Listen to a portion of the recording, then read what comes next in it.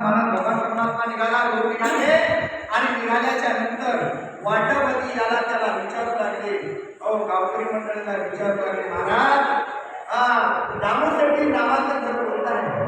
दामोदरजीचं नामदेवाचं घर कोणतं आहे? विचारित विचारित विचारित तो बैल आणि हा तारा भगवान परमात्मा दोघांचा रस्ता काढलेला आहे.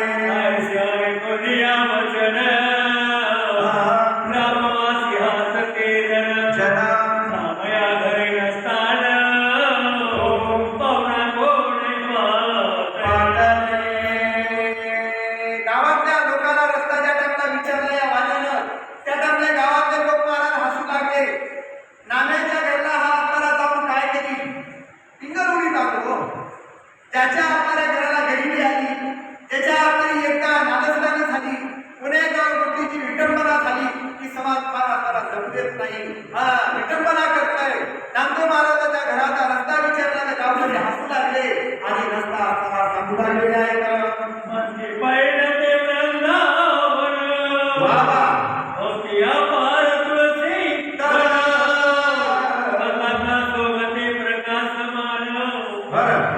भवन नाम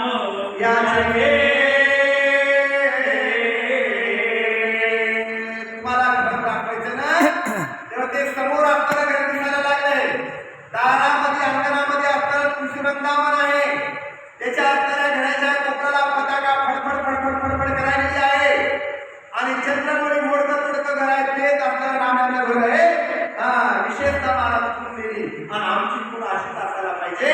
घरामध्ये तुळशी वृंदावन असायला पाहिजे, दरवाजामध्ये सुंदर रांगोळ असायला पाहिजे, सुशोभित घराचं वातावरण असायला पाहिजे. नाम्याचं घर चंद्रमुळी मोडका असू द्या पण तुळशी वृंदावन सुंदर असलेल्या घरापुढे होतं.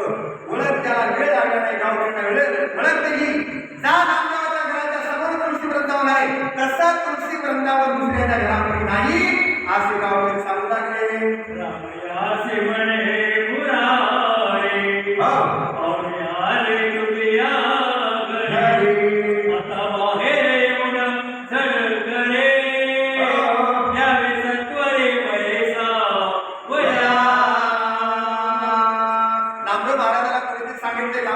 सांगितले कोणीतरी पाहुणे आले, त्याला बसण्याकरता असताना आसन टाका, त्याचं स्वागत करा, सन्मान करा, फार पाया घ्यायला पाणी तांब्यावरून पाणी द्या. आता तर पत्ता झाली पण काय लडकेपणे, आता पत्ता झाली पण पाहुणा उद्या लडकरी आला, त्याला पाय घ्यायचं कामच नाही, तांबे आपल्याला सापडलं. आता काय विचारू नका, आता इंटरनॅशनल कारभार झाला असता. इथून पुढे काय होते काही कळत नाही, एवढी अवस्था बेकार आलेली आहे. पण स्वागत सत्कार सन्मान तांब्यावरून आपल्याला पाणी त्या ठिकाणी असा सत्कार त्या वाण्याचा आणि इथं चाललेला आहे. वचन ऐकता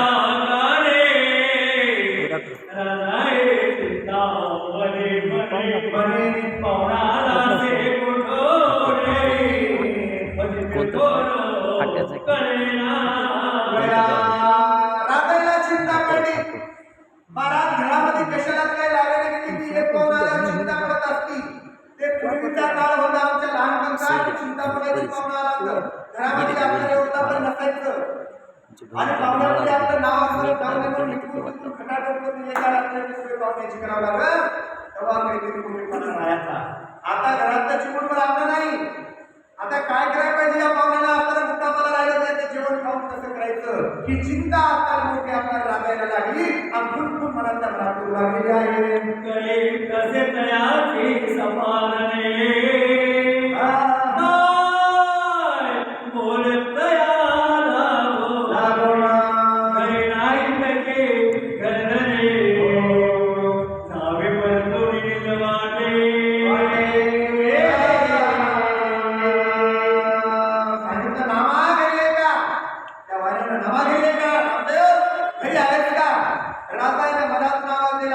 घरामध्ये घरदारी नाही आलं तसं तुम्ही आपल्याला वापरता पण करायला लागेल.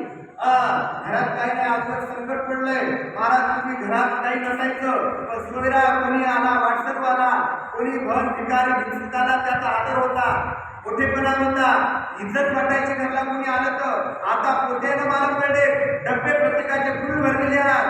मोबाईल मध्ये प्रत्येकाच्या बँकेमध्ये पैसे आले, आता बँकेत जायची गरज नाही, मोबाईल मधून कारभार व्हायला लागले. प्रत्येकाची प्रत्येकापाशी इज्जत सन्मान झालाय, कशाचीच कमी नाही, तरी पण सुद्धा आम्हाला अन्नदान करणं मुलांचं नाही. घरी कोणी आला की करून घालायची असणारी आमची तयारी नाही. एवढे आम्ही नाजूक झालेले आहेत. नाजूक आमचा असणारा धर्म करण्याचा हात आखलेला, आमचा धर्म करणाऱ्या हाताचे बोट मला त्या ठिकाणी मागणं. आम्ही नको त्या पद्धतीने पैसा खर्च करायलो, पण धर्म करण्याचा 2 घाल जीव घालण्याचा हात असताना पुढे ही आमची अवस्था आहे. पण घरात नव्हतं म्हणून रागाय धर्म त्या असणाऱ्या वाऱ्याला करू लागले.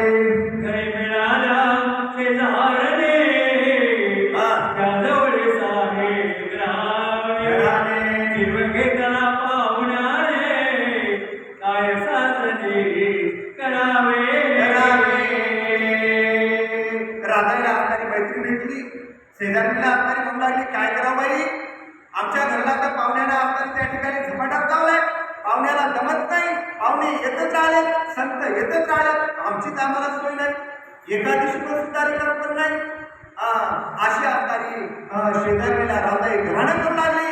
या ठिकाणी ऐका बाई नवल पडे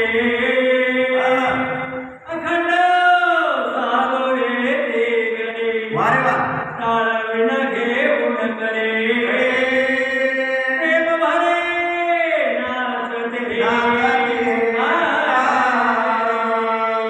बाई साधनी हे सगळे हे मैत्रिणी, कोणी साधू आला की आमच्यात घरला आता टाळ घेतला की टाळ वाजत निघाले नामदेवाच्या घरला. गंजावर पत्ता घेतली की ना निघाले नामदेवाच्या घरला. घरी लागत अधिक म्हणून आमच्या इथं असणारे खायला त्या ठिकाणी बसकेत आमचा उद्योग चालू आहे. आमच्या घरात अधिक आमची आम्हाला सोय लागलं, काय करावं काय नाही आम्ही तर कंटाळून गेलो. अशी राधाई आपल्या मैत्रिणीला सखीला शेजारीला सांगू लागले. सांडोळी नचा मानलो की गो सांडोळी भेद भेद भेगे हृदय धरण यदो नायक मानसी देखणे छंदे छंदे याला भेद आणि आवेग राहिला नाही. याची अवेद वृत्ती अशी असताना त्या ठिकाणी काही नाचतात आगडतात.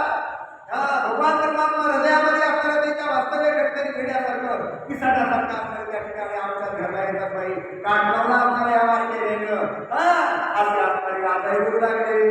गर्दने सांगे मजला गोडे संतासे घालावे भोजन घरी वर्णसे अन्न त्याच कारणे कळेना. आमचा मालक मात्र असताना आम्हाला हाच उपदेश करते की संताला जेवण घालावं, साधूचा सन्मान करावं, गाईला नैवेद्य दाखवावा, देवाची पूजा करावी, आलेल्या अतिथीला असणारा उपाशी पोटी जाऊ देऊ नये, घरात अन्न असं ते जीव घालावं की मालक आमचा उपदेश करते, प्रवचन सांगते आम्हाला, पण घरात कशाला सुरू लागत नाही बाई. अशी राधाई बोलू लागले. ऐसा संवाद श्री हरे बरं वठा पुन्हा के द्वारे राधाई समने मुरारी आणि माहेर सत्वरे.